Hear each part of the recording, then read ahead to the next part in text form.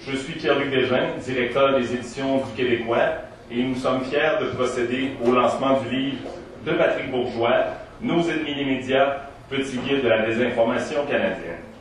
Écoutez, la maison d'édition, les éditions du Québécois, est jeune. Elle existe depuis 3 ans, bientôt 3 ans, mais c'est déjà notre 5e ouvrage pour contribuer à toute la réflexion, tout le débat autour de la question de l'indépendance du Québec. La question des médias est cruciale dans ce débat et nous voulons que le débat se fasse sur le rôle des médias dans notre situation nationale. C'est dans cette optique que Patrick Bourgeois s'est commis dans cet ouvrage une analyse rigoureuse mais tout à fait fracassante sur le traitement médiatique de l'option indépendantiste au Québec.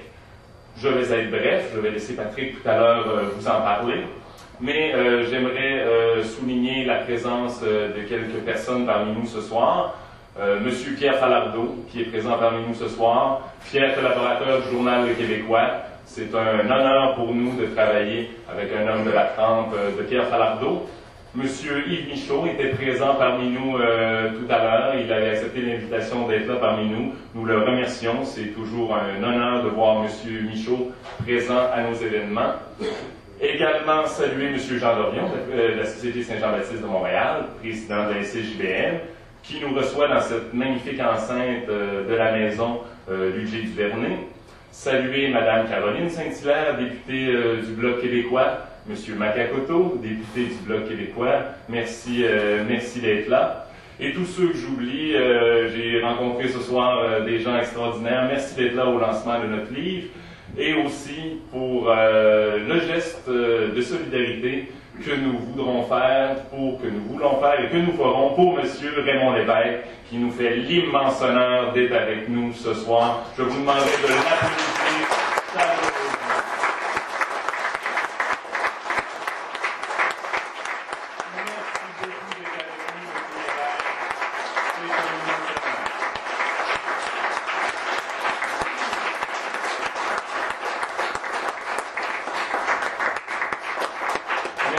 Beaucoup de votre présence.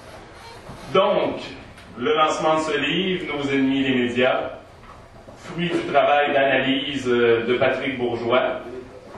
Je vais le laisser, je crois, vous expliquer la genèse de ce projet. Simplement vous dire que c'est avec fierté que je suis ici ce soir pour le lancement du livre de mon ami Patrick Bourgeois, un jeune homme qui met toutes ses énergies pour notre cause, rédacteur en chef du Journal Le Québécois. Je l'invite à venir prendre la parole pour nous, Patrick Bourgeois.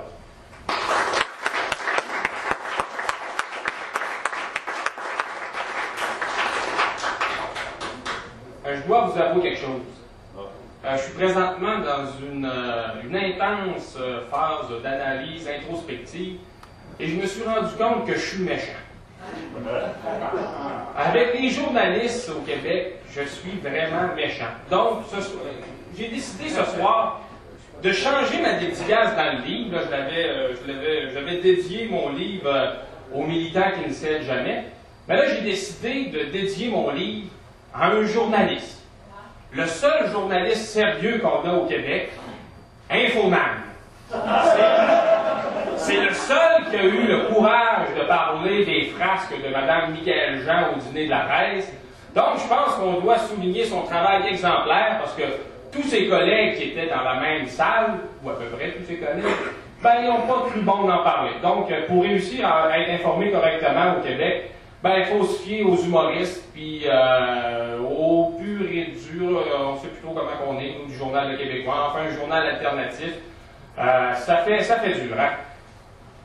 La décision d'écrire ce livre-là a germé dans mon esprit, il y a quand même plusieurs mois de ça. C'est arrivé suite à une violente prise de bec avec notre ami André Pratt. On l'aime beaucoup, nous, Québécois, André Pratt. Le monsieur considérait, faire une histoire courte, hein, on avait eu quelques problèmes avec le livre de Pierre Falardeau. C'est sûr qu'en s'enlignant avec Pierre Falardeau, on est quand même bien parti pour avoir des problèmes. Donc, on avait fait un livre avec Pierre, c'est Pierre-Luc qui avait fait des entretiens et qui l'avait écrit.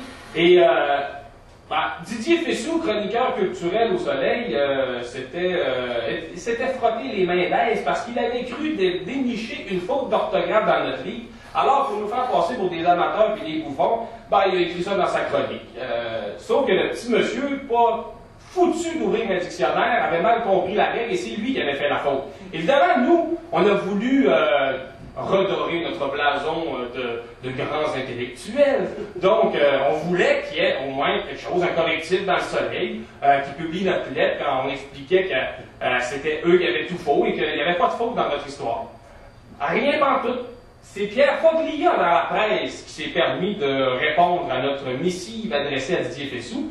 Je vous constate que c'était une missive quand même avec des dents. C'est rare qu'il n'y en a pas lorsque ça vient du Québécois. Foglia, peut-être les plombs, puis il nous traite à peu près tout et non. Aussi, cette fois-là, on est accusé d'être des staliniens. Évidemment, on réplique encore pour essayer de faire valoir notre point de vue.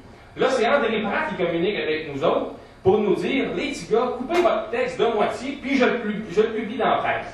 Or, il faut bien comprendre que moi et Pierre-Luc, on écrit plus souvent qu'autrement à deux. Écrire à deux, c'est long. Couper à deux, c'est bien plus long. Donc, on a pris une journée, nous, pour essayer de couper ce texte-là, pour finir par se faire dire par M. Pratt que nous n'étions que des fiefés menteurs, pour dire un autre mot, parce qu'il n'y avait aucun déséquilibre dans le contenu de la presse. Les positions indépendantistes et fédéralistes avaient la même proportion du journal qui leur était accordé. Là, nous, on s'est retrouvés face à un problème. Parce que se faire traiter de menteur quand tu n'as pas de preuves pour dire que c'est pas vrai ce que le petit monsieur qui dit, ça va pas bien. Fait que moi, naïf que j'étais, et parlant avec Pierre-Luc, j'ai dit, bon, on va régler ça, ce problème-là, on va se donner un outil pour démontrer que les médias au Québec sont fédéralistes. Donc, moi, ce que j'ai fait dans ce livre-là, c'est pas compliqué. J'ai analysé, ça donne à peu près un corpus de 5 à 6 000 articles de journaux, publiés dans 5 grands quotidiens, Le Soleil, Le Droit, La Presse, Le Devoir et Le Journal de Québec, du 1er octobre au 30 octobre 1995. Moi, j'en ai fait une analyse à la fois quantitative et qualitative pour voir si ce qu'on disait par rapport au traitement médiatique était fondé, c'est-à-dire que le mouvement indépendantiste est lésé par nos grands médias.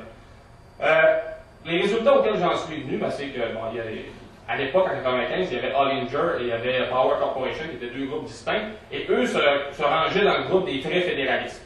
Pour vous donner un exemple, le droit à Ottawa, à peu près 62% des articles qui avaient été publiés durant la campagne référendaire de 1995 étaient plutôt de nature à favoriser le non, alors qu'il y en avait à peu près 26% qu'on pouvait dire qui étaient de nature à favoriser le oui. Mais il y avait un autre problème aussi, puis ça c'est pour ça qu'il y a une analyse qualitative aussi dans le livre, c'est que c'est pas tout de dire cet article-là favorise le non, cet article-là favorise le oui. Il faut aussi démontrer de quelle façon. Et là, rapidement, on peut dire que, en prenant toujours référence avec le droit, plus souvent qu'autrement, le oui, lorsqu'on avait des articles qui étaient de nature à favoriser le oui, il n'y avait pas beaucoup de nos arguments qui se retrouvaient là-dedans. Je pense que ça ne comprend pas grand monde de dire que les auteurs de l'Outaouais se prononcent pour le oui. Du côté des articles pour le non, il y avait amplement d'arguments qui étaient diffusés. En Outaouais, c'était beaucoup la question des fonctionnaires. Donc, il y avait un problème au niveau de la catégorisation. Je me suis rendu compte assez rapidement qu'il y avait des très fédéralistes, Power Corporation, Hollinger, le relativement fédéraliste qui était le Journal de Québec, parce que à sa décharge, il faut lui accorder que le contenu politique du Journal de Québec en 1995, puis même encore aujourd'hui, est beaucoup constitué de dépêches de la presse canadienne, qui n'était certainement pas une agence indépendantiste. Donc, il y avait comme chroniqueur Michel Séroger qui est toujours là, puis Jean-V Dufresne à l'époque. Et finalement, il y avait notre indépendant, notre seul indépendant au Québec, qui représente 2-3%, Le Devoir. Et lui, encore aujourd'hui, il y a beaucoup d'indépendantistes qui considèrent que c'est un journal indépendantiste qui travaille avec nous pour la promotion de notre option.